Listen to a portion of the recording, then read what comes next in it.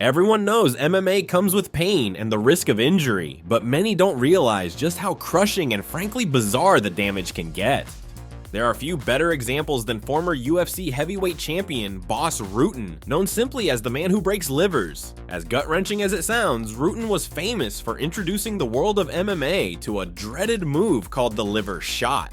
These forceful strikes are aimed quite literally at the opponent's liver, which sits just behind the lower ribcage on the right side of the body. A well-placed liver shot can be brutally painful. It can even result in a technical knockout by simply incapacitating the opponent. But believe it or not, Rutten was infamous for taking it even further than that. In this video, we'll take a look at the groundbreaking career of Bas Rutten and the grotesque but powerful move he brought to the mainstream. Sit back, relax, and protect your ribcage. This one is bound to get rough. Background. When Sebastian Bas Rutten was born in the Netherlands in 1965, the term mixed martial arts was not yet known to most people. Bas was instead born into a world where he was surrounded by bullies who made him their daily target. The future UFC champion suffered various health problems as a child, including asthma and eczema, which prevented him from exercising. This meant the young Bas was perpetually skinny. In order to evade his schoolyard tormentors, he learned to climb trees and leap swiftly among the branches, choosing flight because he could not, at least yet, fight. Understandably, Bas's experiences being bullied led him to become interested in boxing. When he was 12 years old, Bas saw the Bruce Lee movie Enter the Dragon and became interested in martial arts. His parents, who had no idea Bas was being bullied, were extremely resistant to the idea of letting their young son train in a combat sport. The adolescent Bas was already practicing boxing in the backyard with his friends and had even fashioned his own makeshift nunchucks, which he carried around and practiced with constantly. After several years of watching Bas with a skeptical eye, his parents eventually recognized how serious and passionate their son truly was. They relented. Bas was allowed to start training at the age of 14 with his parents' support. Bas chose a Korean sport that at that time was only just emerging in the Western world, Taekwondo. A fighter is born.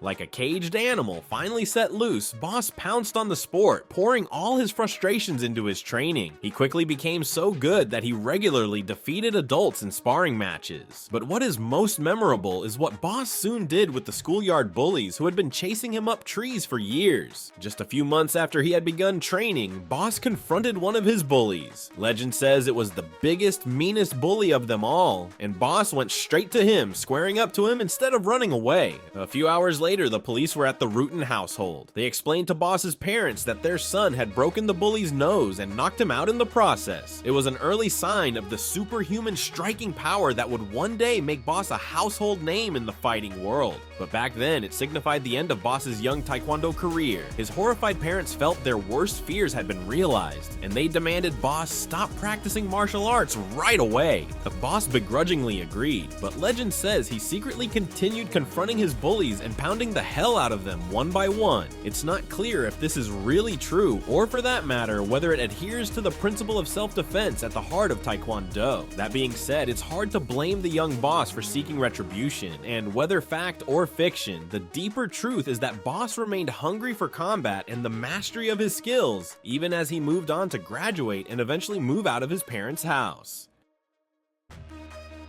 Going pro.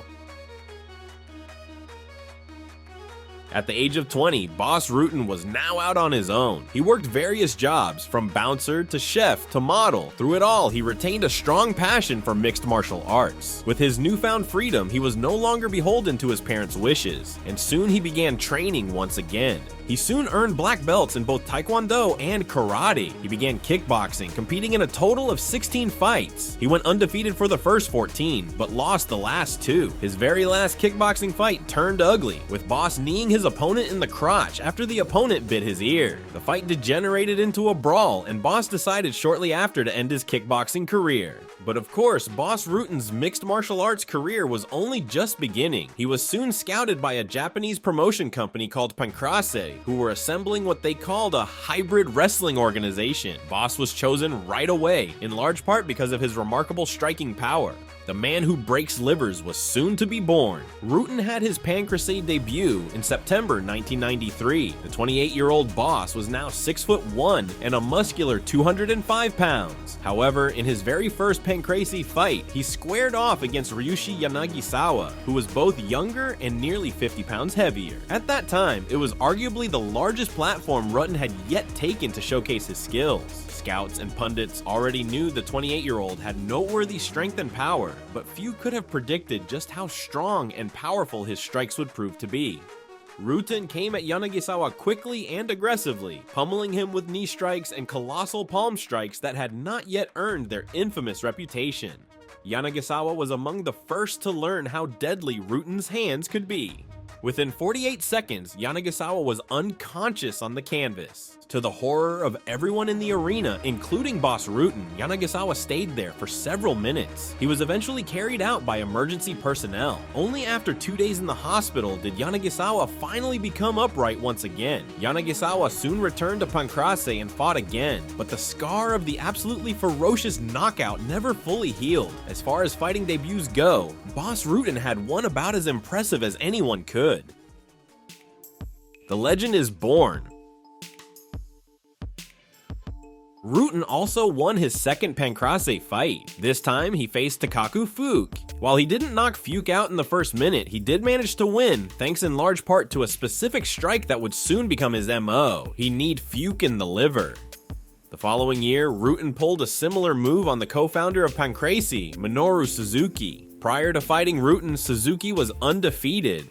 Rutten kneed Suzuki in the liver while he was down on the ground, cementing by far the biggest victory of Rutten's career thus far. Though Rutten soon became a decorated star of the increasingly popular Pancrase, he certainly didn't go undefeated. Arguably his biggest rival was fellow future UFC Hall of Famer Frank Shamrock, who tormented Bas with his ability to control the Dutchman's takedowns. Because of this, Bas briefly deviated from his training style to focus almost entirely on grappling instead of striking. However, after eventually defeating Shamrock to go on and win a title, Bas Rutten, now the king of Pancrase, soon reverted back to what was clearly his party piece: brutal strikes with a particular focus on liver shots. Shamrock would later praise Rutten, saying that he had a, quote, street fighter mentality that made him naturally intimidating to opponents. In 1996, Rutten faced off against Jason DeLucia. The Dutch defending champion would lay a pummeling on the young American that became both legendary and controversial. Rutten landed several powerful liver shots and won by TKO. DeLucia claimed Rutten was hitting with closed fists, which were illegal according to Pancrase rules. Whether this is true, or whether Rutten's open-handed strikes were just that powerful, remains a subject of controversy, but what is not in doubt is the fact that Rutten ruptured DeLucia's liver during the fight. This horrific injury both shocked and captivated Pancrase's growing audience. It also cemented Rutten's reputation as the man who not only strikes livers, but breaks them. On the back of this, Rutten went on to have what is probably his most famous Pancrase fight, against Masakatsu Funaki at the Pancrase Anniversary Show in September 1996. The fight lasted 17 minutes and 5 seconds, and there was much drama and brutality throughout. At one point, Funaki threw an illegal kick at Rutten while he was still rising to his feet. Shortly after, Rutten knocked Funaki to the ground and broke his nose with a palm strike. Rutten eventually knocked Funaki out after a series of unanswered strikes, claiming the title of King of Pancrase for the third time. UFC. In 1998, Rutten retired from Pancrase as one of its most famous and decorated fighters. By that time, Rutten was 33, and it was unclear what the future of his fighting career would be. He had originally been told about the UFC back in 1993, around the time of his Pancrase debut. Like Pancrase, the UFC was of course an opportunity for Rutten to showcase his mixed martial arts skills. But unlike Pancrase, it had a so-called no-rules format that Rutten initially found unappealing. However, after leaving Pancrase, the 33-year-old decided to enter the UFC. His reputation coming out of Pancrase was so great that UFC promos at the time labeled Bas quite simply the world's greatest martial artist, Bas Rutten would cap off his brief UFC career with a championship fight for the ages. It was a fight that seemingly encapsulated everything that had characterized the Dutchman's unique and memorable career. He faced off against the late Kevin Randleman at UFC 20 in Birmingham, Alabama. Not unlike the beginning of his life, the beginning of the fight saw Bas take a serious beating. With a bloody face, Bas finally managed to turn the momentum by landing his signature move, a vicious kick to Randleman's liver.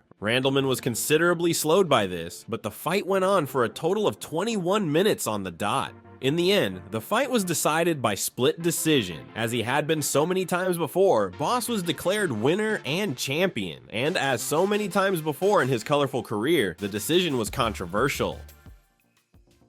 Legacy. But whatever your opinions on specific fights or specific judging decisions, what is not up for dispute is that Bas Rutten is one of the most legendary and most distinctive MMA fighters of all time. After winning the UFC title in 1999, he attempted to fight in a lower weight class, but soon suffered a bouquet of injuries, including blowing out his knee.